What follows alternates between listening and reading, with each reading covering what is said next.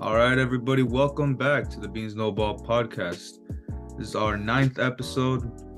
Been at this for a while, so let's get started right here.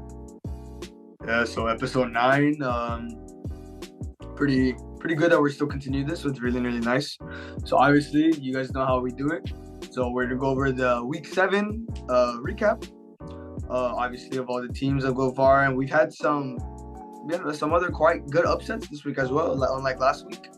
And then obviously, right after that, we're gonna go over the week 8 preview, and then we'll just and then we'll add in little details about the teams on by, which are the Chiefs and Chargers. So we'll sprinkle in a little of our takes before that.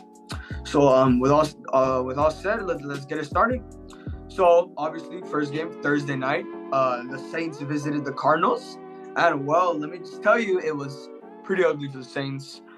It started off, it was started the Saints way, but then Andy Dalton, back-to-back pick sixes, which was very hard to look at.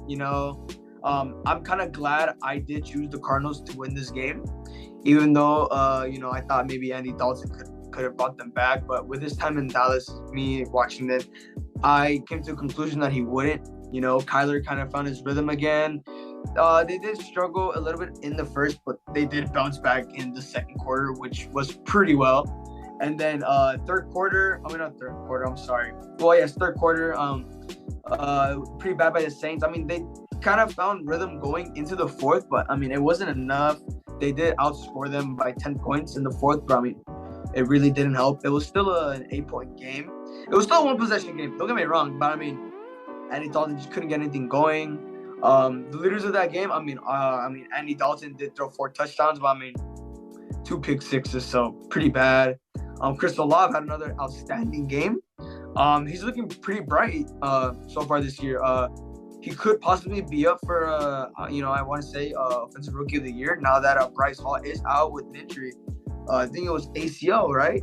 Yep. Yeah, he's out for the season, so maybe Chris Olave, the way he's playing, he could possibly be the runner for offensive rookie of the year.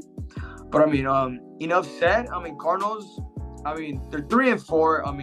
The NFC West is pretty much wide open. The Seahawks are leading that division 4-3. Cardinals and Niners are 3-4, and then the Rams. What are they? Are they also 3-3? Still just coming off the 3-3. Oh yeah, 3-3. They're from second, but yeah, like you said, it's a wide open division. It was. We were finally treated to a decent Thursday night game. Sure, it was just a pretty bad defense overall, but hey, it was high scoring, and that's the interesting football we like to see.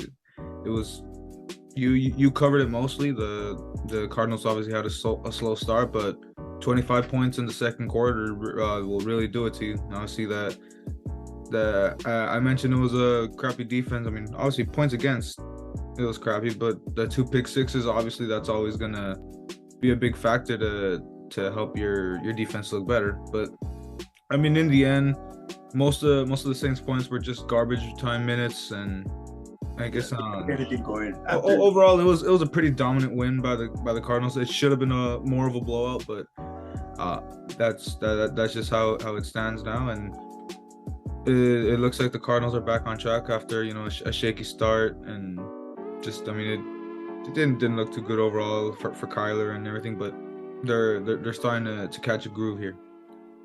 Yeah. So we'll move it on to the Sunday slate, and let's start off with the Bucks and the Falcons and Bengals. It was a pretty smooth for Burrow and the Bengals.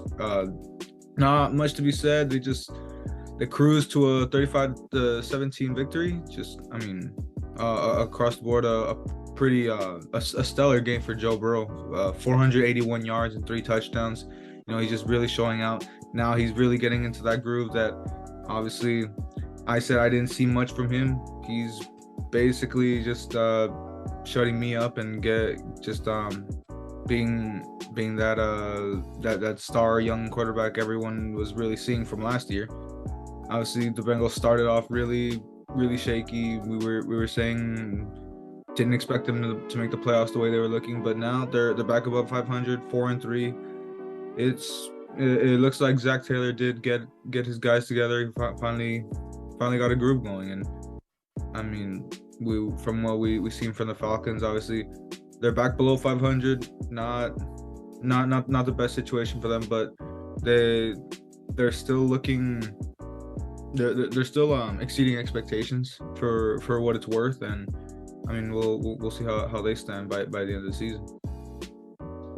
I mean, yeah, you pretty much. Obviously, you pretty much did cover everything. The Bengals. I mean, they're back above 500.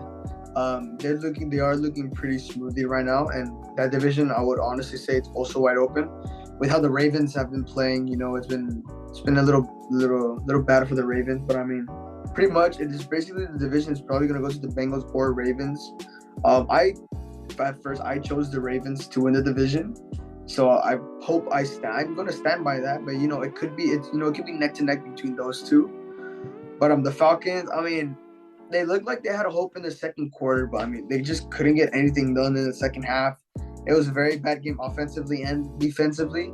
Defensively, I wouldn't say so much as it. I mean, only one touchdown second half, but I mean, there's still a lot of touchdown.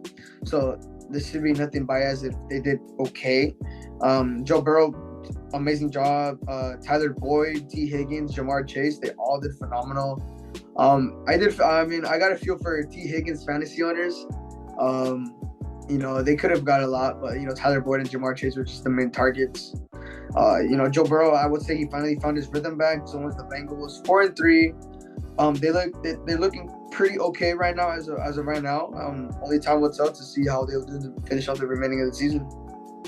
So moving on to our next 10 a.m. game, we have my game. The Lions visit the Cowboys at AT&T Stadium, and Dak's return. So honestly, to get things going, Dak had a very sloppy first half. I honestly kind of expected him to have a sloppy first half because he is coming back for injury after not playing six games. So that I understood, So it was kind of reasonable why it was 6-3 where we're down at half. We could have possibly been up by at least, 6 points, 3 points. We could have been up 10-6 realistically if Noah Brown didn't fumble. And that kind of hurt. That kind of hurt us. I was yelling at my TV. My dad had to calm me down. But really, the second half, I kind of just told myself, we're gonna come back the second half. It's gonna be fine. I got nothing to worry about. Dak's gonna turn it around. And I was indeed correct. Our running attack was very well running with Zeke and Pollard. I was so annoyed how, on third and shorts, 3rd and 1, 3rd and 2, Kellen Moore designed so many, this and that, running a stretch all the way down with 2 defenders on the outside. And I'm just, so confused how this time we can run, a power play. Or this time, honestly, up the middle and I don't usually like Kellen Moore always running him up the middle. I want him to be a little designed. But when he's just doing random ass stretches, it gets so annoying. But Pollard did go for 83 yards, so carry. Zeke had another great game. He had 3 touchdowns that game. Really helped me in fantasy. 3 touchdowns? No, I'm wrong. He had 2 touchdowns. I'm sorry. He had 2. And he did help me in fantasy, which was very, very great. It was a lot of that. The defense is the reason we won that game. Micah Parsons, that stop on, I think it was on TJ Hawkinson. That stop what Micah Parsons did, if it wasn't for Micah, it would have been a whole momentum change to the game. And I will honestly say, I kind of blame, Dan Campbell is to blame for that because when he was down, the ball was at the half-yard line. And if that was the case, all Jared Goff had to do was sneak it. But because of that, it was start at the 1, and Jamal Williams fumbled, and the whole momentum changed. So that was honestly kind of a lifesaver. Jordan Lewis got a pick, so did Trayvon. Really good to see Trayvon playing another phenomenal game lockdown. Sadly, Jordan Lewis is out with a Lynn Frank foot injury, so his season is done. I was very excited to watch Jordan Lewis play. He's proving me wrong. He's doing very well. He does get burnt here and there, but another phenomenal season. My Cowboys are up 5-2, 3rd in the division against that battling NFC Beast division. But I feel like we can probably sneak away maybe to the second standing in the division. I don't know what are the odds if you take first, but from the looks of it, it'll be hard. But it's just another great game. Love that Dak's back. He's gonna get his rhythm back next week against Chicago, I hope. even though Chicago's blowout against the Patriots yesterday, but we'll talk about that later. But I expect a lot from Dak now. He should be back to his usual self. I want a better running attack. I need CD to start showing out. And the defense playing phenomenal as usual. So expect a lot. I'm expecting a lot of good things to finish out the season. Yeah, I mean, obviously you covered it all there. That's your game. That's your analysis. But I mean, yeah. All I can really say is, yeah, obviously Dak looked a little rusty to start, but that's expected when you miss 5 games. And obviously, me watching this, it was a little surprising to see the Cowboys down at halftime against a Lions team. I mean, it felt like it should have been just like them cruising for the most part. But obviously, like I said, when your quarterback's been out for so long, you're gonna have some growing pains for a while. And I mean, I expected them to just come out in the end and just really take over the game, and that's exactly what happened in the second half. Obviously, a touchdown in the third quarter and 2 touchdowns in the fourth. That in the end, that's all that they needed. And I mean, it turned out to a 24-6 pretty one-sided scoreline. So I mean, a great win for your Cowboys, and like you said, it's pretty necessary in this really tough divisional race. So yeah, to move along, let's go to the Colts and the Titans, which this is a pretty slow game. Obviously, only 19-10, nothing too crazy, but it's kind of more of the same. You see the biggest factor that we always see with the Titans. Derrick Henry had a good game, so that kind of let Titans run away with it. Obviously, no touchdowns for Henry, but 128 yards. Obviously, he carried the load for the most part and really let the offense drive down the field. And obviously for the Colts, obviously I did pick against the Colts this week, and it was the right call. But I mean, I never really liked to just because of Pittman. But obviously, not a bad game by Matt Ryan at all. But it's just not enough to get the win for him. Like, I mean, it's just a real struggle for the Colts right now. And obviously they were shut out in the first half, so they started slow to begin with. And with the Titans, I mean, it was 13-0 at half. Not just obviously not the way they wanted to go, but it didn't take much for the Titans to really finish them off. Just an extra 2 field goals, and that was all they needed. So now after a really tough, I think they did start 0-2, and all of a sudden the Titans are back up to 4-2. So it's honestly looking pretty good for the Titans. Things are looking up. Yeah, I would say Titans got in the rhythm back. After a sloppy first 3 weeks, we kind of saw how, obviously, I've said this in the past. Now I'll keep by this.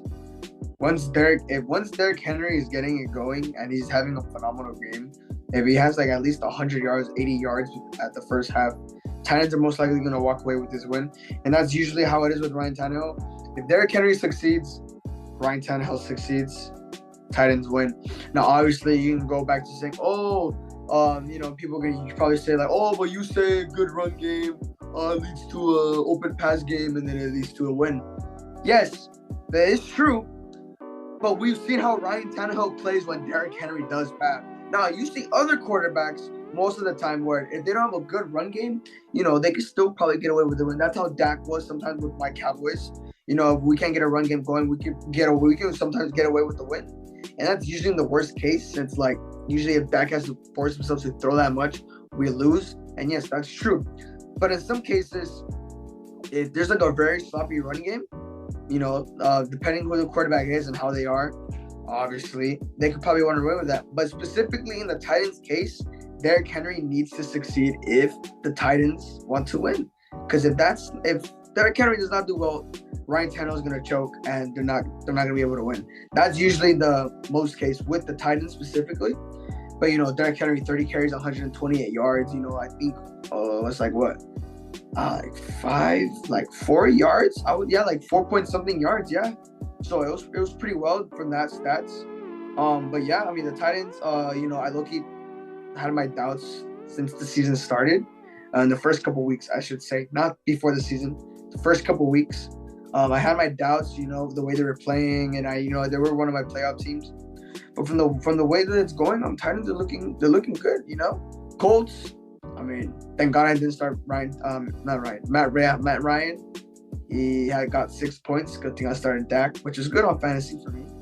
But yeah, Titans they're looking good. So I guess the AFC South could possibly go to the Titans, especially the way the Jaguars have been degrading. And I'm sorry, forgot about the Jets. No, I'm sorry, Jets is the East. I'm sorry, the NFC South. Yeah, the Titans it could possibly be the Titans division. So it wouldn't be a doubt. Could be an easy, I would say probably 3, 4th seed Titans. Colts, yeah, they're down there. So I don't expect much from Colts. So moving on to the next game, we have our first upset of the week. The Packers at the Commanders. Now, this was honestly another disappointing game by Packers. They're on their 3rd losing streak. This is the first time since I forgot the year, if I'm being honest, but it's the first time in a while. And especially first time with Matt LaFleur easily. Yeah, lost 3 in a row. Yeah, this is the first. It's the first, right? 3rd losing streak. First time. The first losing streak. Well, the most games they've lost was 4, and yeah, they're already at 4 losses. Last year was 3 or 4 they lost. Yeah. Yeah, the most. It was I mean, they were 13-3 almost every year, and last year they were 13-4. So they've already matched that loss total. Yeah, so literally under Matt LaFleur, each season with Matt LaFleur since they started, the most losses they've gotten was 4, and they've already top 3 so far, and we're barely heading into week 8. We're a little bit over a quarter of the season already. From the looks of it, Packers could possibly miss the playoffs. I don't want to. I mean, it is. I would say still a little too early, But with the Vikings on top of the NFC North and how the rest of the teams are playing, the Eagles and the Giants and the Cowboys, the way those 3 teams are playing specifically, those 3 could possibly take up some spots in the seeding. So regardless if the Packers finish, 10-7, if the Cowboys, Giants, and Eagles finish strong, which in the realistic term, they're most likely will. So the 3 of those teams in that division could be in the playoffs, and that could possibly be the reason the Packers don't make it, despite having a winning record. But 10-7 is a very mediocre record, especially for a playoff team. And we already saw those records in 2020 with the NFC East. But now, obviously, they're the powerhouse of the league. But Washington's ruining it. Even though it was a very good win. I mean, Taylor Heineke, he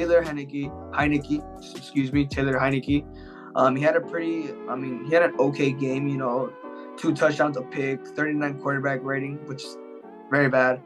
Brian Robinson, man, 20 carries, 73 yards, pretty decent. And Terry McLaurin, he came in clutch in that final play to basically seal the game. So Terry McLaurin, he also secured a touchdown, almost 100 yards, 27 yards shy. But the Packers' final drive, that drive was all saved by penalties. So I mean, they didn't really mean anything by it. Those penalties kind of saved them at their drive, but they couldn't finish strong. That defense really choked up. The Packers, I mean, it's very, very confusing as of right now. The chemistry, the way Rodgers is playing, and I picked the Packers to win the division. So, you could be right with the Vikings winning. So I'm gonna have to already give you that, even though we're leading up to week 8. Yeah, their next 2 games are going to be a little tough, especially since they play my Cowboys. I would say it would be a win, but from the looks of it, I mean, Packers struggling, Commanders, I mean, they're 3-4. I mean, so it'll be surprising if Taylor Heineke could possibly bring them back, but we'll just have to see. Yeah, you covered most of that. Just like you said, it looks like the Packers might miss the playoffs. I did call that originally, so hopefully right now, things are looking up on that prediction. Obviously, like you said, with how the Vikings are looking, and yeah, it's just looking like a really tough year for Aaron Rodgers. Just obviously not being himself. It's just really uncharacteristic to see the Packers, and especially in the Matt LaFleur era, they've never really had a struggle like this, and all of a sudden they already matched their highest loss total. So, I mean, you expect them to bounce back at some point, but I mean, who knows? They could end up with a losing record. It could be like that 2018 season. McCarthy ended up getting fired, and I mean, it's just it's pretty shocking to see them fall on their face like this. But I mean, to give credit to the Commanders, obviously they in Carson Wentz's absence, who, well, he wasn't really doing much to begin with, but obviously Taylor Heineke, who he's obviously a fan favorite over there. He's that playoff hero and everything, but just great for him. Obviously 200 yards, 2 touchdowns, just about exactly what you want to see from a quarterback. And to give, obviously, for the big running back, Brian Robinson, he's, as obviously I've mentioned in the past, he's coming off all the adversity he had to face with being shot twice before the season even started, and coming back to play. I think it only took him like 5 or 6 weeks. I mean, that's just some incredible stuff from him. He led the rushing with, I mean, only 73 yards, but still, I mean, that was enough to help the Commanders drive their way down the field throughout the game. And yeah, I mean, not much else to be said. You took most of the game analysis down there, but just a great win for the Commanders, and just more on the downfall for the Packers. So to move on, we got another pretty big upset. I'd say even bigger upset than the Packer game. We got the Bucs going down to the Panthers, and really going down, as they didn't even score a field goal until the fourth quarter, which was obviously really, really surprising to see. Brady just having another tough game. The Buccaneers have also lost 3 in a row now, so that's looking it's looking rough for the Bucs. I think they still share a spot in first place because the South's been pretty weak, but I mean, you see the situation the Panthers in. They're just in a total fire sale. Obviously, they got rid of Robbie Anderson. They got rid of Christian McCaffrey, and obviously down to an interim head coach. And to blow out the Buccaneers 21-3 just like this, I mean, what can you say? We mentioned last week the little turmoil that was brewing with Tom Brady yelling at his linemen against the Steelers. We were, I mean, at least I had mentioned, you would expect that to just blow over and kind of just be over and done with through whatever they ended up talking over in practice throughout the week. But doesn't look like anything's been fixed. Obviously, it's been it was a rough game for the Bucs overall, and just from the start, I think it was the one of the earliest plays, that wide open throw to Mike Evans, and he just kind of fumbles with it and drops it, which is just uncharacteristic to ever see from Mike Williams. But I mean, all that just fed into just a really ugly game by the Bucs. And Mike Evans, you're right. I don't know why I said Mike Williams. Yeah, but yeah, a really uncharacteristic overall by the entire Bucs offense and defense. Obviously, Byron Leftwich and Todd Bowles are really not looking like the guys that got this team to the Super Bowl a couple years ago. And yeah, not much else to say. It's a pretty rough time for the Bucs right now. Yeah, man. I mean, I don't know what's the thing with the Bucs, getting shut out first 3 quarters and just barely slithering in a field goal at the fourth. Obviously, it has to do with the coaching decision. When Todd Bowles took over, you saw how Todd Bowles was with the Jets. He was a bad coach. But I mean, the players around that Jets team really weren't the best. But I mean, again, coaching does depict a big part of how the team succeeds. And, a lot of people thought Todd Bowles, with the way he dealt with the defense last year and the year before, how it was. But I mean, the way they've been struggling these recent weeks, they beat the Cowboys, they're looking good. They win again. It looks good again. They just slithered in that win against the Saints, looked good. But as soon as they lost to the Saints, everything just went downhill. And not the Saints. I'm sorry, the Steelers. I'm sorry, my fault. The Steelers 2 weeks ago. So I mean, really, it just really all depicts of like Tom Brady is going to decide to tank, which I doubt it. And that defense really just I don't know what's going on with that defense, man. It just shut down. You know how good that defense was in the beginning of the season, the first couple of weeks. And like you said, Mike Evans dropping that ball, which is very rare. He rarely drops passes, especially deep balls.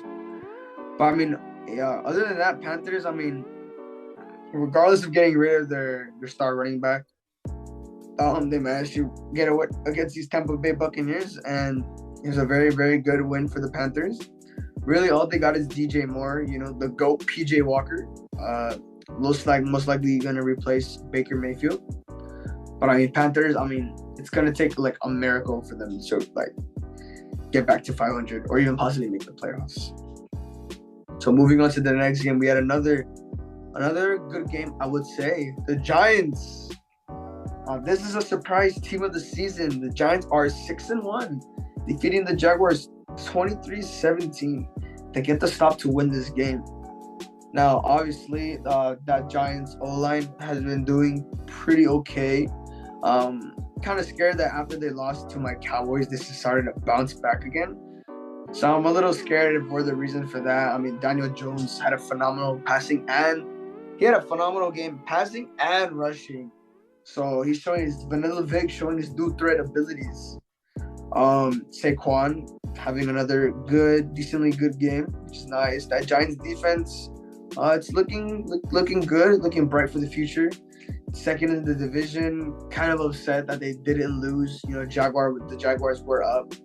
But if if Etienne did not fumble inside the 10, Jaguars could have possibly won this game. But I mean, man, the Giants, I would say they're proving everyone wrong, even me.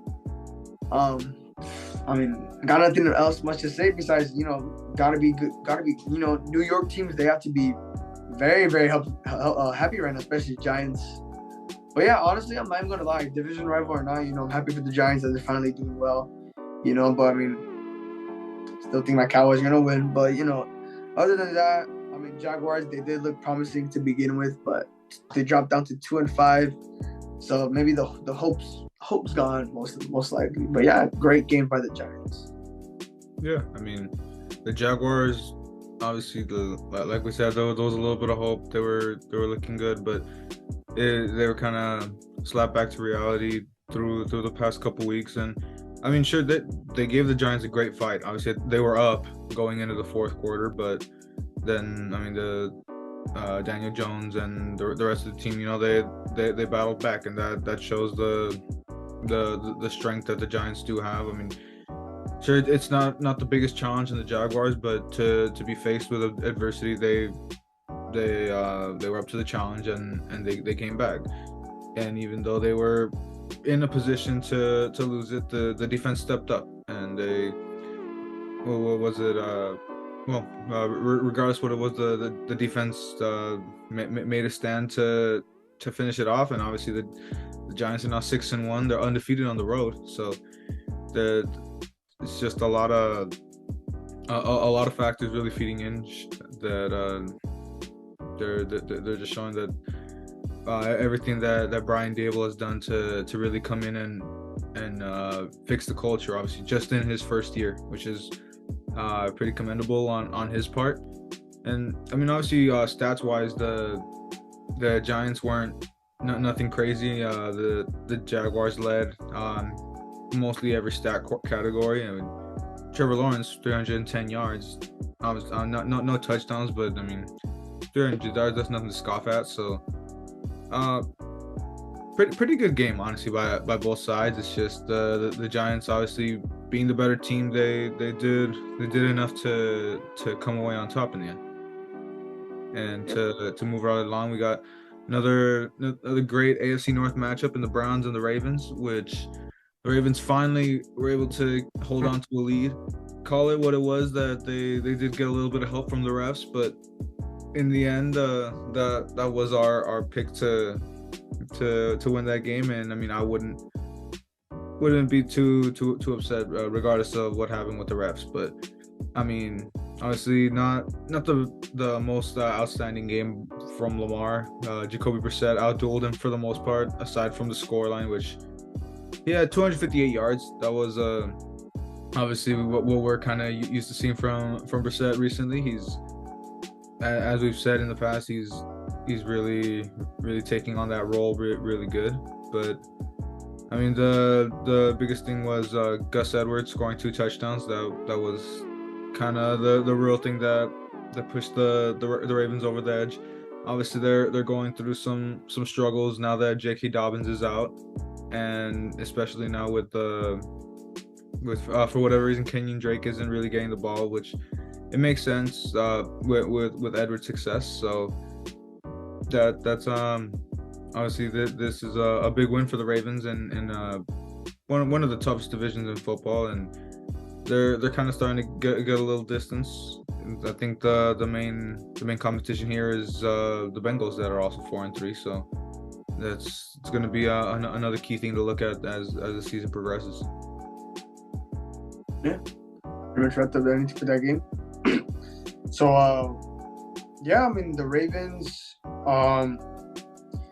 Like you said, that I was very surprised that they were able to hold on to that lead. Low-key thought they were going to choke that, since they did get outplayed in the fourth. But I mean, really doesn't mean anything. Gus Edwards, 2 touchdowns, so that kind of did help the Ravens a bit.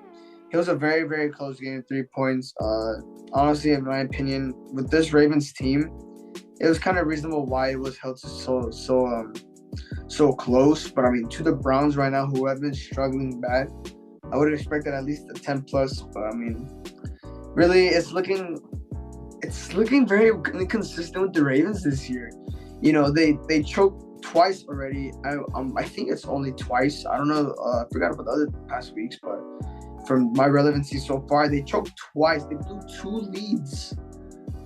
leads right now. And honestly, with the way it looks right now, I would expect them to blow it, but their defense managed to hold on. Especially with the absence of J.K. Dobbins is finally out. Gus Edwards stepped up. So it's, the rushing attack is good. Lamar passing, it's a little bit iffy. But regardless of all said, the The AFC North, like I said, this division's really all up to the Ravens and the Bengals. So really, it's gonna be a tiebreaker. They're neck to neck. It's gonna be a tiebreaker between these two who's gonna take the division. All right, so moving on from that game, we have our next one, which is another, I would say, decently good game. We had the Jets against the Broncos. So obviously, the Jets, man, looking very, very good right now. 5-2. Zach Wilson being back, kind of did help the Jets a bit, even though with this absence. But they managed to get it away. Brees Hall, 72 yards, a touchdown. He is injured now, though, out for the season. So very bad for Jets fans. He was honestly probably going to be the winner for Offensive Rookie of the Year. So it's either him, or Damian Price could possibly take away this, or Chris Olave, as I said a little earlier. But the Rypien, however you pronounce his last name, got to start. Rypien, thank you. Whoever saw that game, it was literally Russell Wilson just paying less money. That's literally how he did. He literally played like Russell Wilson. So Broncos, man, they have a lot to fix. Russell Wilson possibly can't be that guy. They give him all that money, they're gonna be stuck with another 5-6 years. If that's what his contract is, I'm not too sure. It's a lot to deal with now. But the Jets, man, gotta be happy for Jets fans. They're doing so well right now. But especially that 62-yard touchdown. That touchdown really saved the Jets' chance to secure that Brees Hall. But I'm really expecting a lot from the Jets right now so far. It's them and the Bills right now in the AFC East. So Jets could possibly get in there in maybe the 5th seed, but we'll just have to wait until Broncos. I know how you say you wanted the Broncos to do well.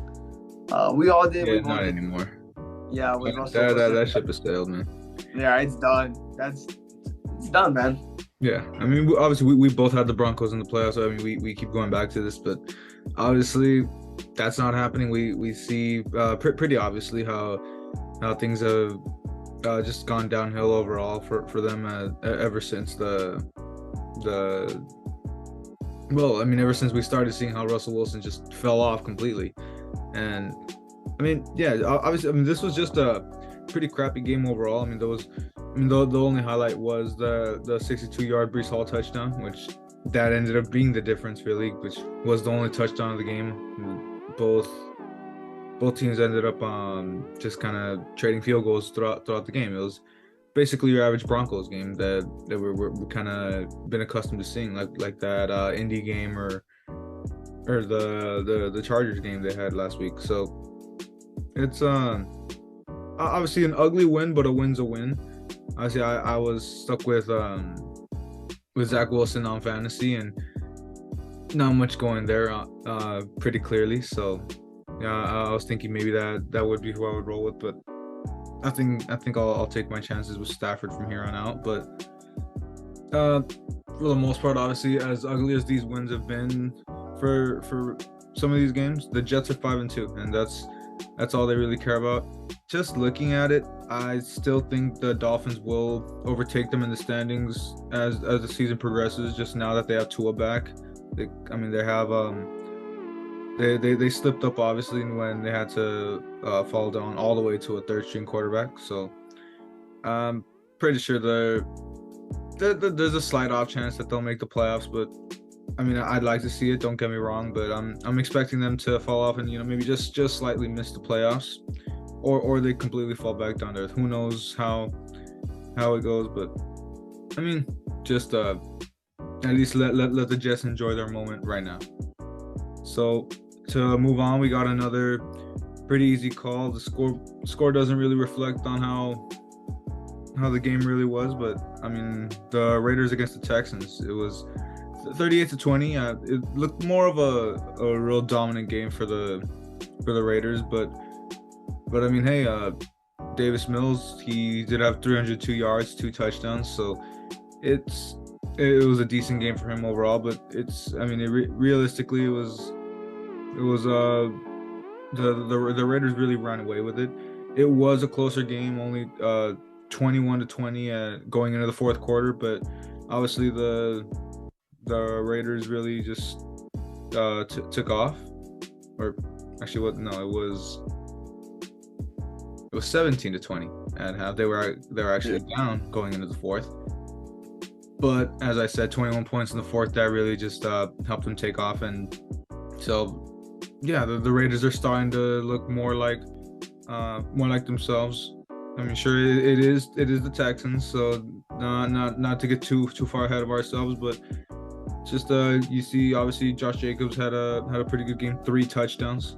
Obviously those stats speak for themselves, and no touchdowns for Devontae Adams, but 95 yards on 8 receptions. So he's obviously still doing his thing. So I mean, I'm pretty sure the Raiders, no playoffs for them, but I'm seeing them to at least finish third in that division. Though the way they're looking, they're easily going to finish above the Broncos, but probably just right on the outskirts, outside looking in. Yeah, man. I mean, the Raiders, I mean, like you said, they did play the Texans, but I mean, hey, with the way Josh Jacobs is playing right now, he rushed for 3 touchdowns. These past games, Josh Jacobs has been having back-to-back 100-yard rushing attacks. Honestly, I don't want to go out and say, because I have strong hatred for the Raiders. I know you do as well. But honestly, I'm going to say this. If the Raiders keep having such a great rushing attack with Josh Jacobs, I honestly feel like the Raiders could make a slight comeback. But honestly, they'll be just shy of playoffs. But I mean, again, it is the Raiders. They do continue to be in shambles as the season progresses. But I mean, look at Devontae Adams too. He had another great game, 95 yards. But I mean, still, the 2-4 of that defense is slowly getting their rhythm back. So is that offense. Derek Carr still has his miscues, but it's nothing too major. But I mean, other than that, I mean, Raiders, got the win over the Texans. Texans, can't really say much about them. Moving on to the next game, which was, I wouldn't say an upset, since the game could have gone both ways. But the Seahawks visited the Chargers, and the Seahawks, man. Geno Smith proving everybody wrong this season, leading them to victory on a 37-23 victory over the Los Angeles Chargers. Kenneth Walker, he made a statement today. Sunday. 23 carries, 168 yards, 2 touchdowns. Really filling up the gap since Chris Carson did retire and Rashad Penny season-ending injury. So Kenneth Walker, man, outstanding job. So did Austin Ekeler, 96 yards and a touchdown. But Kenneth Walker really stole the spotlight this game. Geno Smith really proved everyone wrong. Not everyone thought the Seahawks were going to succeed. I think it was August, I think right after the Cowboys-Seahawks preseason game. Right after that game, I think an hour later, the Seahawks announced that Geno Smith was going to start. And we saw first game, the Seahawks, they won that game. And, hope was big for the Seahawks. But then he struggles the next couple of games. And, we're contemplating. But now Geno Smith has been doing phenomenal, Obviously, everyone looks back at his time with the Jets, how horrendous he was, But, I mean, I don't blame him. I don't blame him at all, Even though how bad he was, I would say they could have kept him at least a little bit. But I think he's really proving everybody wrong on the Seahawks. Seahawks on top of the NFC West as we speak right now. It could possibly be the division without everything being played out. The Chargers, it's so confusing with the Chargers, man. I mean, they're inconsistent, very inconsistent this season, especially how you would want the Chargers to possibly take the division. But from the looks of it, it doesn't seem like that. I mean, yeah, you basically took it right there. Obviously, still above 500 for the Chargers. So, I mean, the season is far from over. They're, still a playoff team to me. But, yeah, that prediction of them snatching the division away from the Chiefs, not looking like my best. But, I mean, who knows? Who knows how they play the rest of the season. Still, obviously, they look more like a wild card team now, but yeah, we'll see. I mean, still a really good game by Justin Herbert. It was, almost 300 yards, 2 touchdowns. It was just the Chargers defense obviously taking a pretty big blow with J.C. Jackson going down with was it a knee injury? I think it was a patella injury. Yeah, so I think it's done, no? Yeah, he's out for the year. So even though he wasn't really as much of a factor as he was with the Patriots last season, he did kind of slow down, but regardless, he's just a great player. That's always going to be a big hit for the Chargers. So we'll see how that affects him in the long run. They're also going to lose Mike Williams, which that is going to absolutely kill me in fantasy. But obviously the important thing here is his own health and the standing of the Chargers. So obviously hope for a speedy recovery for him, and not just to really get into the Seahawks. I mean, to me, obviously it's scary to see how things are unfolding in the NFC West. We kind of assumed it was just going to be the Rams and the Niners for the most part. Obviously the Cardinals, once they got Hopkins back, which now they're obviously looking kind of how the league was expecting, and the Seahawks was supposed to be the one bright spot for us, at least, to just they were going to be the basement dwellers of the division, but it's far from that now. Just this resurgence from Geno Smith, which, like you mentioned, his time on the Jets, it was rough, but I mean, obviously, I think it was a little he kind of just got the short end of the stick. They kind of just wrote him off a bit too much when you see other quarterbacks that got more of a more slack than you wish. I mean, you think guys like Osweiler and just other pretty crappy quarterbacks that kept getting chances. Now you see Geno Smith, finally he's getting his chance after not really as much slack as other guys, and he's really running with it, at least in this Seahawks offense, which would have been nice to see him get that opportunity on other teams in the past, but it's finally his time now, and he's running with it. So the Seahawks could possibly be a playoff team when it's all said and done. It's a wide open division, like we were saying. They may even run away with the division. Who knows? But I mean, obviously that's the last thing I want to see. But it's It's just all wide open. And to move on to obviously another NFC West team, we got the Chiefs and the Niners, which this one was basically for the most part a blowout. The Chiefs just absolutely ran away with it. They're back after was it that tough loss to the Bills, and I mean you see Mahomes just being Mahomes, 423 yards, 3 touchdowns, just absolutely shredded the Niners defense, which obviously people say this is the best defense in the league.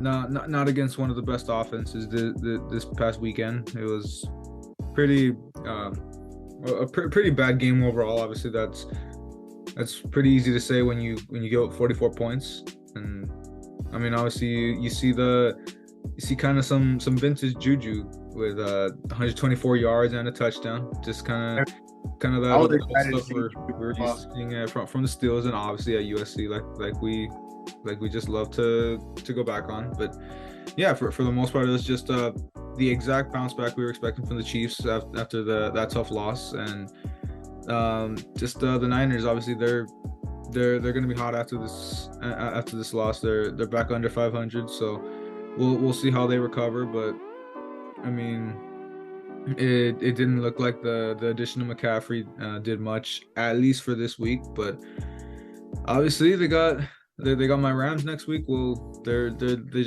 love going to SoFi. They love beating up on us in the regular season. So we'll get into that later. But just a really good game overall. And that being said, let's move on to the Sunday nighter. We got a bit of a slow game, but pretty decent for the most part. The Dolphins at the Steelers. Well, it's pretty decent unless you're a Steelers fan, and that's the difference. Yeah, no, it's just Kenny Pickett. Bro, it's horrendous.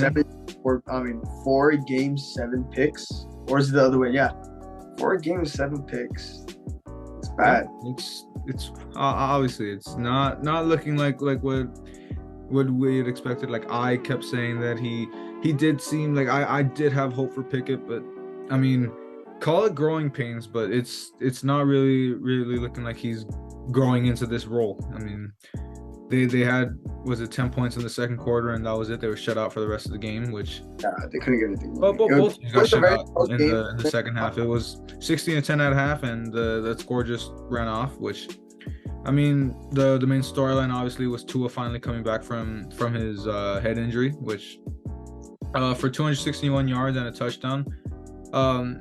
No, nothing to scoff at. It was a really good game for him, especially as he was saying he was going to try to prioritize his health a little more going forward. If he sees it, doesn't see it in his first couple reads, he's gonna just take the loss of yards and not try to be a hero anymore. Which I don't expect him to actually go ahead with that. He's a football player. He's gonna want to make those plays, which, I mean, it's nice to kind of just say those things, but he's not really gonna honor that. But it's cool for him to say. But for the most part, a good game for the Dolphins. You know, you would expect Tua to be a little rusty after all that time off and such a rough injury, but for the most part, great game for the Dolphins. Yeah, I mean, it was a very sloppy game, you know. But again, Tua was coming back from a concussion injury, so I wouldn't expect him to do that well. But I mean, hey, managed to get the job done. All their points came in the first half. Second half, like you said, it was a shutout for both teams. It was mainly a defensive battle, but the Dolphins' defense was the superior one here against the Steelers. You know, Steelers, they got that win against the Bucks, which was a good. Hopefully, it would have been a reliever. But I mean, looking at this game, you know, it could have been. I really didn't expect it to be as close. I would have expected at least to be a 20-10 game. I mean, it's still a little close, but I mean, hey, this should be a game of Tua getting used to playing just a little bit again. You know, Jalen Waddle had another fantastic game, 88 yards, 4 catches. Raheem Mostert, pretty decent on the ground, 16 carries, 79 yards. So it wasn't too bad. I mean, Tua managed to get a touchdown in there. So obviously, pretty well for the Dolphins. I feel like this is the game, kind of getting their rhythm back. So I mean, the Dolphins could, there's a possibility that they could possibly finish out strong, finishing the season. So wrapping up our final game before we head on to our Week 8 predictions, our Monday nighter, the Chicago Bears, oh my, against the New England Patriots at Gillette Stadium. Now, this game was pretty, I would say it was decently close. Bears were up 20, they're up 14 and a half, right? Yep. They're up 20 and a half. Mac Jones got benched for. Now, before I go any further, I would just like to say I would like here to take my L. I just was informed that it was indeed Bailey Zappi and not Zap. So I'm going to be the man here, and I'm going to take my L, and I'm going to eat it, and I'm going to walk away with it and go on with my day. So I will take the L on that. You take your W, David. So now moving forward, Mac Jones, after his atrocious performance, he was benched by Bailey Zappi. Now, the first drive, he was 3 for 3. I think it was like 50-something or 70-something yards. I'm not too sure. And a touchdown. So all hope was good until the second half came along. They couldn't get anything done. Bailey Zappi had a horrible game after. Devontae Parker managed to get 68 yards, but I mean, really didn't help anything. The Bears, where did the Bears come from? The second half, at Foxborough too, a blowout at Foxborough. We're talking Gillette Stadium where the Patriots. To get a blowout over there, honestly, like, especially with Bill Belichick there, man, that's got to be really good for you guys. Especially how bad the Bears have been playing lately.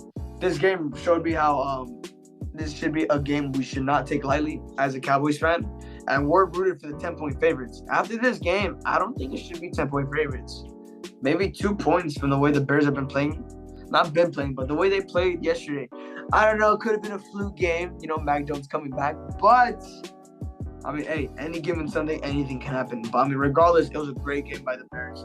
Patriots back down to 3-4. Not back down, but they're back down under 500, 3-4. Not looking too well for them, especially me having them as a Super Bowl team. Kind of regretting it now, but hey, I mean, great for the Bears. Great win, honestly, at Foxborough. Yeah, I mean, pretty. You took it for the most part right there. Obviously, the Bears were up 10-0 after the first quarter, and at that point, they decided to go with Zappi. So right away, he got them. He got them up to 2 touchdowns just like that, and obviously it was all hype for the Patriots fans in general. It was looking like he was the answer. They're starting to look at Mac Jones like Drew Bledsoe, just a second coming of Tom Brady. But in the end, the Bears defense tightened up. They forced 2 turnovers on the Patriots and ended up getting another 10 points before the half. And by that point, they just ran away with it with a pretty big, pretty decent second half. They just piled on another 13 points to give themselves the margin. But for the most part, it was just a pretty solid game for Justin Fields. Watching it, he just threw some absolute darts, which, I mean, he's looking good. He's a great quarterback. It just depends on how much the Bears can really back him up for the most part. And I mean, yeah, not too much to be said for me. It was just a really eye opener for the Bears. Who knows how much of a fluke? I mean, we seen the Bears play really good and then just fall way back down to earth. But that was pretty good to see from Justin Fields overall. And that's gonna basically wrap us up for our Week 7 recap. So let's move on. And obviously, Christian, with our predictions, we had the exact same predictions. We had we picked every single game exactly. So we both went 10-4. We only got those the Buccaneers and the Packers for the most part. That was the big one that cut us off, but still 10-4. I think this was our best week to date. I think at this point I'm up to like 62 and 40 something, and you're back above 500. So good on you. I think you got like up to 46 correct. So far, thankfully, only 3 upsets, but that was fine. That was all fine for me. It was a good week for us. So we agreed on everything. I mean, pretty much, it was really gonna go both ways for us. So I mean, yeah. So I mean, for the most part, just some good predictions. I mean, I'll take it for what it's worth, and we'll hope to keep this little streak going into week 8. And moving on, obviously we'll start off with our teams on the bye, which it's only 2. We only got the Chargers and the Chiefs, which I mean was not much to say about either of them. Just the Chiefs, they come off a great win against the Niners, obviously, and with this rest, they're probably gonna come off even stronger. You just see obviously Andy Reid's gonna have something cooking. The Chiefs are obviously they come out a good win against the Niners. People are like that Super Bowl rematch everyone's anticipating ended up being a blowout by just a little under 20 points. I think it was a little over, but still around a 20-point game. Even with getting McCaffrey, still didn't do anything. I don't know how McCaffrey feels leaving the Panthers after beating the Bucs. But anything could happen. Still, I will watch out. He's a little injury prone. Chargers, on the other hand, like I said, very inconsistent team. I don't know how their season. I don't know how they might turn around. Brandon Stanley. Is that his first name? Brandon Staley. There you go. Yeah, I got confused. Brandon Staley. He's a very subpar coach. I feel like he's the reason the Chargers are coming down. But again, the Chargers players are doing some lousy performances. Austin Eckler's basically carrying this team. Jay Herbo, as much as everyone loves him, he still has a lot to work on. But those were the 2 teams I buy. Chiefs, I think they should have a nice, easy week after that win, obviously. Chargers, they got a lot to fix. Yeah, so move right along. We'll start the week 8 preview and start off with an actually highly anticipated Thursday night game for once. This is probably our first one, our first good Thursday nighter since week 1. So we'll have the Ravens at the Buccaneers. As much as the Bucs are struggling, it's still going to be a great matchup. Obviously, you see Lamar against Tom Brady. That's just a couple former MVPs. And obviously the GOAT. So I mean, as much as it's difficult to make this call, I'm gonna have to go with the Ravens. Really see Tom Brady going down 4 in a row. It sounds crazy to say, but I'm pretty sure just that Ravens offense, as much as the defense is struggling, I'm gonna say that it'll be enough just because of how weak the Bucs have looked in the past couple weeks. Yep. Gonna start with the consensus to begin with. Yeah, I got the Ravens taking this dub by at least 5 points. The way the Bucs have been playing, obviously same goes with the Ravens. Both teams, they've been playing very sloppy these past couple weeks. With the not the Buccaneers, the Baltimore Ravens. Couldn't hold leads. Luckily, they were able to hold the lead on Sunday, which is very good. Kind of bringing, like I said, every team's been having rhythm lately, but this kind of got the rhythm back as well. The Bucs struggling, that defense horrible, especially the performance against the Carolina Panthers. So it would be the obvious choice to go for the Baltimore Ravens on this one. So now coming in on our Sunday slate, our first, this is actually another London game. So 6:30, we have Denver at Jacksonville.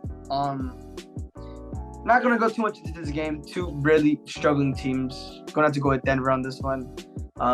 Trevor Lawrence and the Jaguars have been struggling a little more, especially with the anticipation they've had in the beginning of the season, being first in the AFC South. But now they've been struggling. Denver's been struggling, but on paper, Denver should be the one to take this one. Well, I guess for the first time in a little over a week, we're going to get a disagreement here. I'm going to have to go with the Jaguars. I mean, you see how the Broncos have looked. I mean, both teams have looked pretty subpar, but for me, with the Broncos trotting out Brett Rippon, I don't really expect much out of them in general. Just how how bad the offensive look has looked. So I mean, just seeing, I mean, it's mainly going to be between Lawrence and Rippon, and I'll take Trevor Lawrence on that any day. And I mean, he's got some pretty big targets. So I think between the cohesion that Trevor Lawrence has with his offense and a Jaguars defense that can be good here and there. I'm expecting, you know, the seemingly the favorite team in London to come away with a win in their second home. And to move on, our first 10 a.m. game, we got the Panthers at the Falcons, a pretty big AFC South matchup in a division that realistically looks pretty wide open right now with how much the Bucs are struggling. And get it right out the way, I'm gonna have to say the Falcons with how Mariota looks. Sure, the Panthers are coming off a pretty big win, but I don't really think that holds up much in the end. I'm pretty sure Mariota continues this little run he's been on, and pretty sure Drake London goes off for a pretty good game. Just probably one of my favorite USC rookie receivers right now. So pretty not much to say. Simple call for me. Just expecting a pretty decent Falcons win here. We're going to agree with you once again. You know, both these teams are struggling still, even though Carolina's big win against the Tampa Bay Buccaneers. But I'm going to have to say the Falcons on this one. You know, look what happened with the Steelers. You know, they got a win against a team that was expected to win, and then they absolutely shit the bucket against the next team.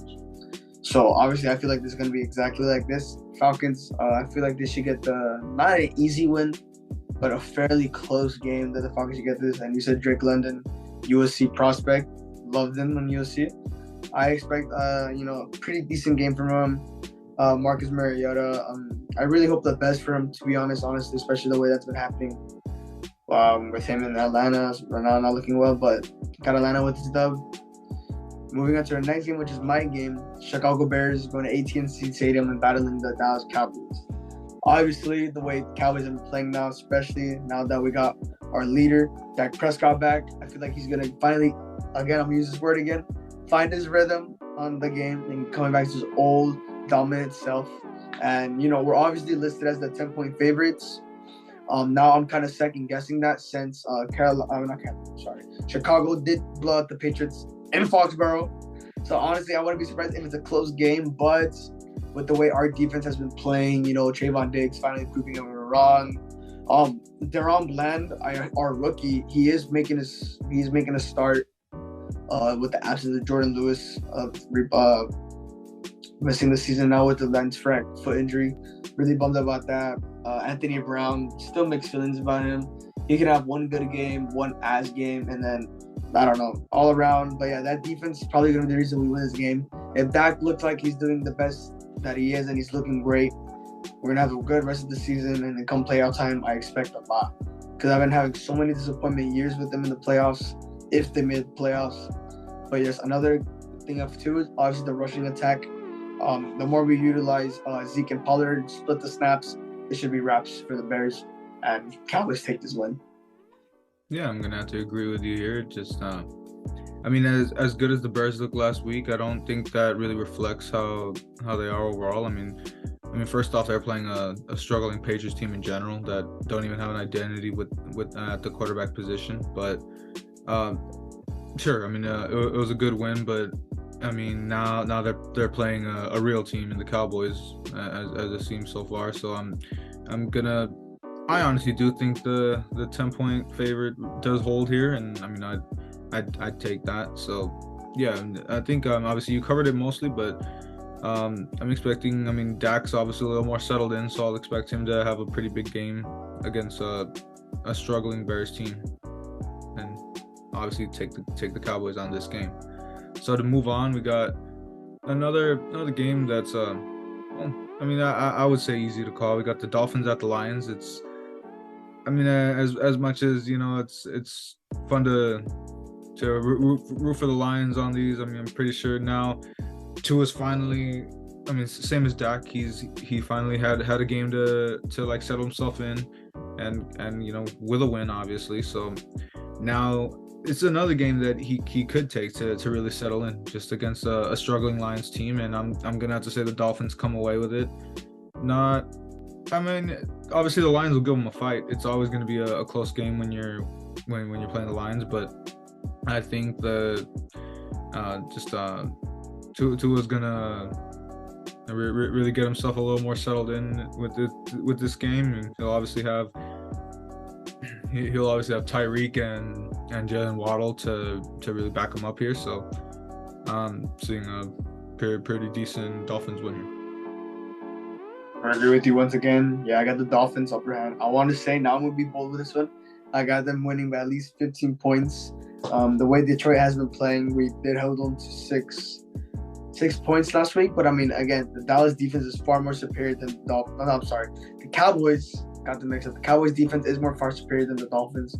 So, I mean, anything can happen. I mean, if Jared Goff, I mean, you saw those 2 turnovers, those 2 picks he threw last week. But, I mean, yeah, Tua, this should be another rhythm, just like Dak. Keep using that word. Tua, again, this is going to be the game where he finds his rhythm once again and going to be dominant, especially having Tyreek and Waddle at the receiver positions. And that defense looking okay. So, I got them winning by at least a good margin. And then moving on to our, what is it? Our fourth, yes, that is correct. Our fourth 10 a.m. game. The Cardinals at the Minnesota Vikings. This one should be a no-brainer. Not really going to get into this one, but it's going to be the obvious call that the Vikings are going to get the win. You know, they just came off a bye week, so they should be a little more prepared, a little more relaxed, especially top of the NFC North, a little bit recovered. And it should just be another easy win against the Cardinals. They've been struggling a bit. Now, it could be close the way Kirk Cousins plays, because we know something the way Kirk Cousins plays. But as soon as Jay Jettis starts to pop off, I feel like this is just going to be a smooth roll for the Vikings. Yeah, I'm gonna have to agree with you. Obviously, as much as I say it every week, you know, they're my pick, obviously, to run away with the division. And I mean, my original pick was Rams at 1, Vikings at 2, but right now I'd probably keep the Vikings as my 2 seed the way they're looking, and probably shoe in the Eagles how they are. But yeah, just that's probably one of my favorite offenses to watch every Sunday. Just seeing obviously Kirk Cousins, Justin Jefferson, Thielen, and Dalvin Cook. It's just a really explosive offense overall. And as much as the Cardinals are on a resurgence, I'm pretty sure. I mean, it'll be a pretty decent close game, but I'm pretty sure Kirk Cousins will outduel Kyler. And, I mean, a great game. Probably expecting like a good high scoring affair, but I'm thinking the Vikings come away with this one in the end.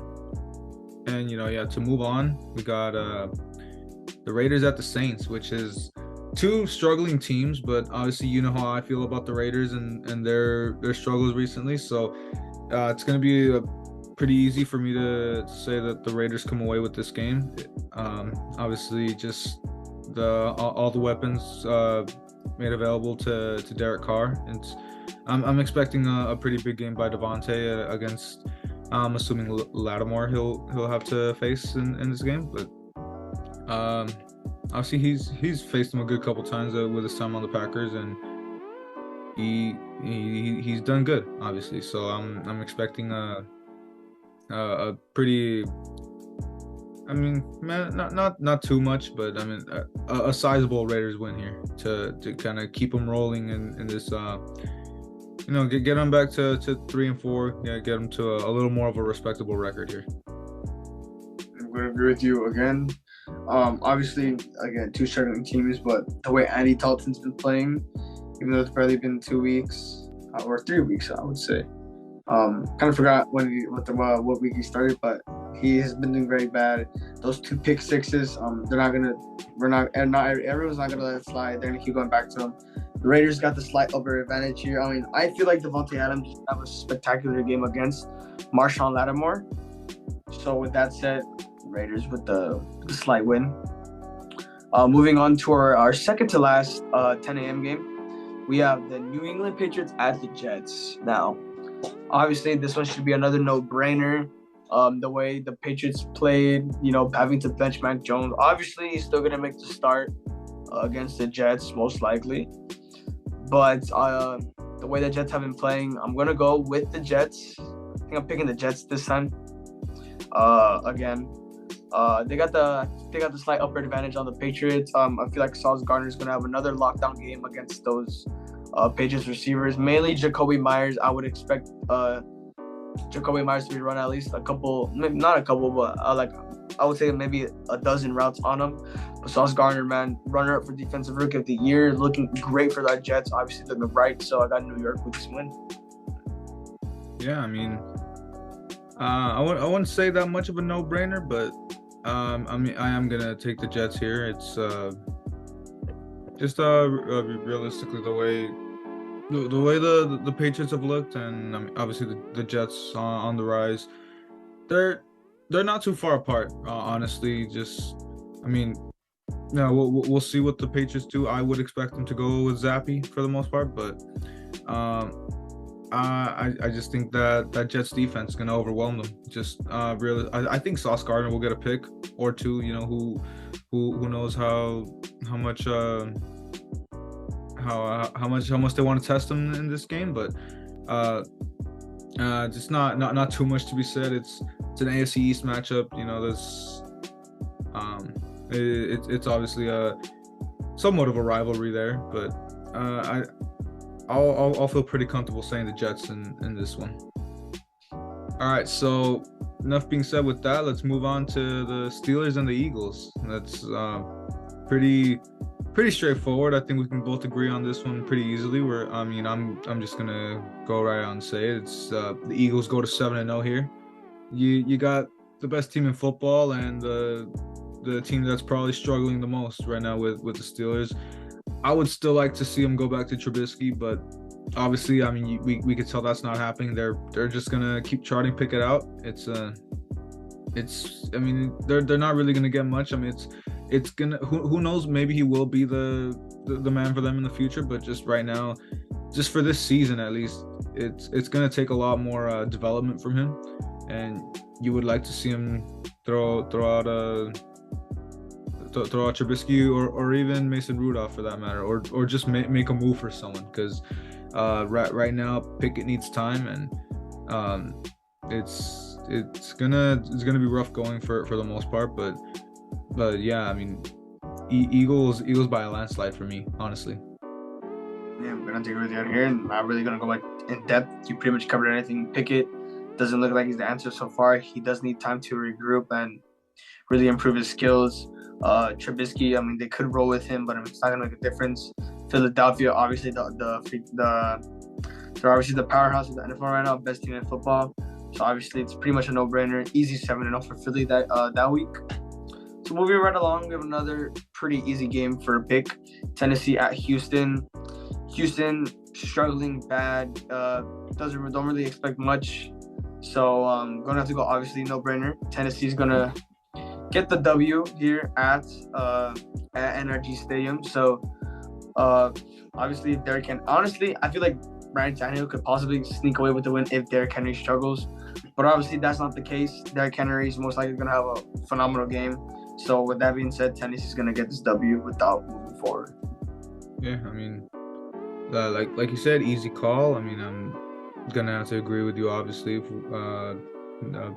the Titans win, I think that would make it 5 in a row for them. Which, after such a odd start to the season, it's pretty impressive turnaround. And I mean, the easiest call to make is, this is basically what we say every week with the Titans, is expecting a big game for Derrick Henry, and when he has a big game, that's usually all the Titans need. So, I mean, don't need to go too in depth on this one. This is a pretty easy call. So the Titans win, and let's move on to the Commanders at the Colts, this is probably gonna be kind of the boring game of the week. I mean,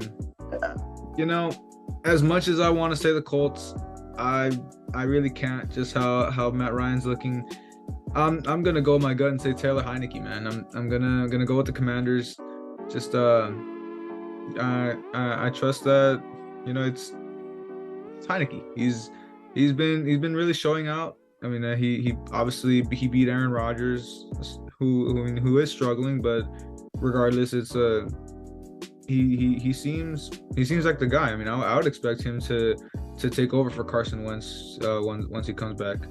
And speaking of benching guys, obviously we already saw that the Colts have finally made the decision to bench Matt Ryan. He's hurt right now, but once he comes back, he's still going to be the backup for Sam Ehlinger, who's obviously he's a college football legend back in Texas, but not really translating yet to the NFL. We'll see now that he's finally getting an opportunity, and I would expect him to run with it. Who knows if he really shows out, and if he does, that's probably it for Matt Ryan's career. Yeah, man. The Colts struggling bad. Matt Ryan, he is out. So Sam Ehlinger, can't pronounce his last name. I'm a little spazzed, but I wanted to, you did say it too. I'm not gonna lie. I do think the Colts could possibly win this game, but Taylor Heineke, he does have a thing for kind of like winning, kind of like mid-season, and he does struggle towards the end, so it doesn't really matter. But this is gonna be a very boring game, especially for a 125 game. Honestly, I feel like those should be the better games. But hands down, I think Washington's gonna walk away with this dub. Possibly 1 point game, maybe 2, possibly 3. Who knows? But it's gonna be extremely boring. Now moving on to the next game. This is your game. Yeah. This game. You know what? I'm gonna let you take over for this. Yeah. I'm gonna let you. Yeah. So, coming off a bye, obviously, this is something that as I spoke about in past couple episodes. I really hope we regrouped. We really took some quality time and had all the position groups really refocus and just find themselves obviously, because of how we've just looked lost as a team at this point in the season. But with a good win against the Panthers, that should boost morale and kind of like help us find ourselves back. But this is the Niners. This is a really tough matchup for us always. We lost 7 in a row against them in the regular season. Still won the one that mattered in the NFC Championship, and I'm always going to hold on to that. But the main thing here is we already know SoFi is going to be packed in red. It's can't ever have home field advantage in our own home stadium. But I'm going to go with the Rams as bad as we've looked for the past 4 years against the Niners. I'm keep expecting to turn it around. So this hopefully is the week that we turn around the regular season. Right now the Niners are coming off a tough loss, and I'm hoping we can contain the run, and that's probably been like the one weak spot on the defense. So if we can contain McCaffrey and not let him go off for his first big game on the Niners, I would expect a pretty decent game. Obviously, expecting a 100-yard game and a touchdown or 2 for Kupp. Hopefully, Stafford can spread it out enough to get it to limit the turnovers. That's mainly going to be it for me. Just as long as Stafford contains himself, I do expect us to come away with this one. Yeah, I'm gonna have to agree with you. Honestly, I was gonna have my thoughts on going with the Niners, but I just don't feel like the Niners could get the 7th win in a row in the regular season against you guys. Especially, both teams have been struggling, but Rams are coming off a bye, like you said, so they could possibly be regrouped and maybe better. San Francisco has been playing bad, but with how the Rams pass rush defense is, they could possibly get McCaffrey maybe 100 yards. But I feel like this is the game where the Rams finally beat the Niners. This could possibly be it, and then because I wouldn't know how the Niner fans would be about beating the Rams 7 in a row during the regular season. So it could go both ways, but I'm sticking with the Rams. Now, I feel like the next game, this game right here is gonna be the game honestly of the year. The Giants at the Seahawks. These are the only 2 teams with a winning record going up against each other. Now, the winner of this game that I feel is going to take this, I got the Seahawks upsetting the Giants. I have the feeling that this is the game where Geno Smith proves himself against a very good team that proved everyone wrong, that he is that guy. Now, Seattle's defense is good. They do have their little miscues in there and their errors, but looking at the defense on paper, speed, they have everything. That pass rush is pretty decent. Don't get me wrong, it's iffy sometimes. But look, their defensive backs and the linebackers, I would say they're great. Good good stops. New York, on the other hand, their defense is also playing well. Daniel Jones is finally getting into rhythm. Keep using that word. Finally showing everyone that he is the guy. Saquon Barkley looking phenomenal back, obviously at running back. But I just have a feeling the Seahawks are going to be the one to take this dub. Geno Smith is going to have another great game against the Giants, and he's really going to show everyone that he is that guy.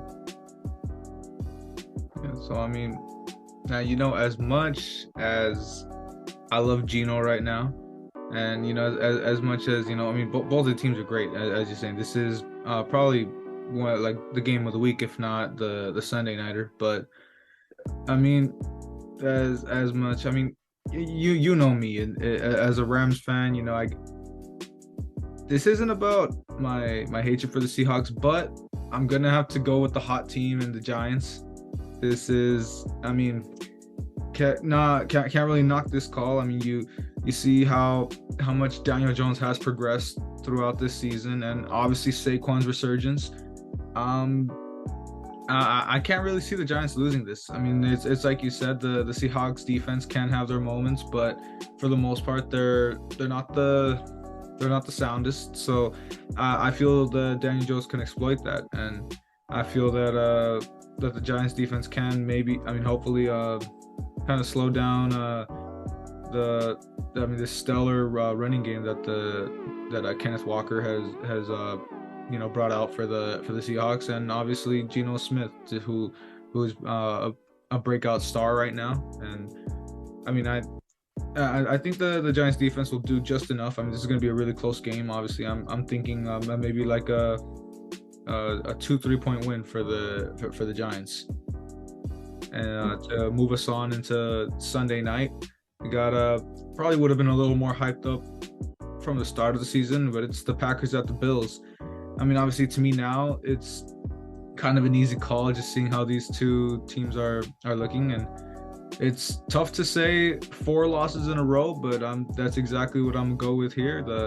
I'm gonna say that the Bills come out on top. They move on to 6-1, and the LaFleur and Rodgers just keep they keep falling into more and more turmoil. I'm gonna expect just an absolute clinic by Josh Allen and Stephon Diggs, and just overall the rest of that Bills offense, which, I mean, we see the Packers struggles. I mean, just the directions these two are going is, I feel pretty confident saying the Bills will win by, I mean, at least 7-10.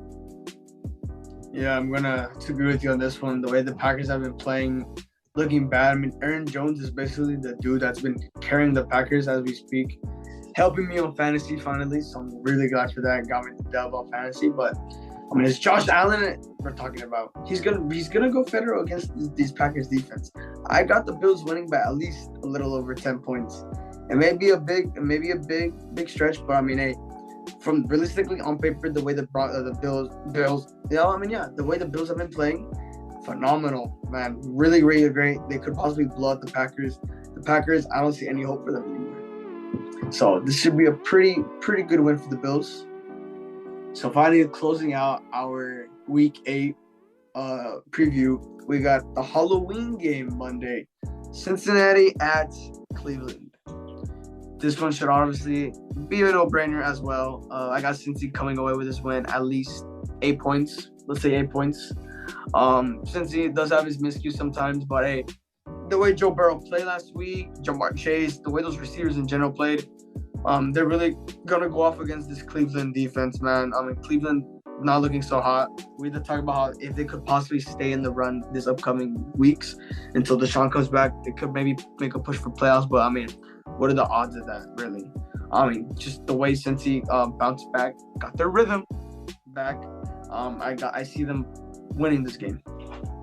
Yeah, I mean, honestly, I'm agree with you. I'm not gonna say it's that much of a margin, honestly, because I mean it's these AFC North matchups, as I keep saying throughout. I mean, they're always tough. They're always close. I mean, this being the Battle of Ohio, obviously, just a real. It's always a good matchup between these two, and I mean, I obviously do see Joe Burrow really going off and having a really big game, but I mean, you see the Browns running game with Nick Chubb. I mean, I think they're going to keep it close, but you know, in the end, it won't be enough. But I just really do expect a good tough game by both teams that probably, you know, maybe a 4-point game that, you know, Joe Burrow has to get a nice game-winning drive and, you know, get it to Ja'Marr Chase to close it out. But yeah, overall, that's gonna wrap up our Week 8 preview. That's pretty much gonna close us off overall for this episode. That's, you know, just another week. Obviously, we're almost midnight. Both of us pretty tired. Obviously, Christian, it's your birthday. You had to record on your big day, and I